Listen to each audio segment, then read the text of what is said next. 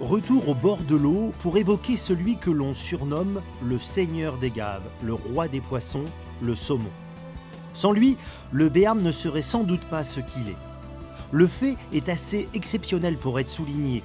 Le saumon ne faisait ici l'objet d'aucun droit le réservant aux nobles ou au clergé. Tout le monde, pauvre comme riche, pouvait le consommer, le commercer. Jean-Pierre Casamayou nous attend dans l'un de ses lieux de pêche favoris. C'est généralement une marque de confiance. Il fut durant longtemps le président du championnat du monde de pêche au saumon que Navarinx organise chaque année.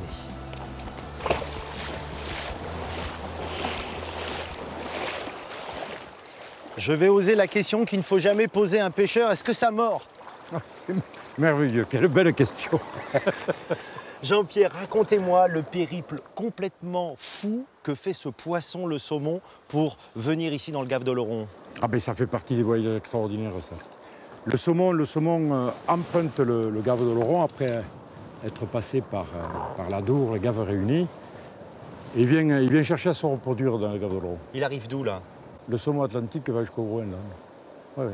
Quand il est arrivé à sa maturité sexuelle, il décide de venir se reproduire là où il est né, c'est-à-dire sur la frayère où il est né. Exactement à l'endroit où il est né? Ah oui, tout à fait. Vous voulez me dire qu'il arrive du Groenland, il rentre à Bayonne, à l'Adour, il sait qu'il faut qu'il tourne à droite et il vient là? Et il vient là.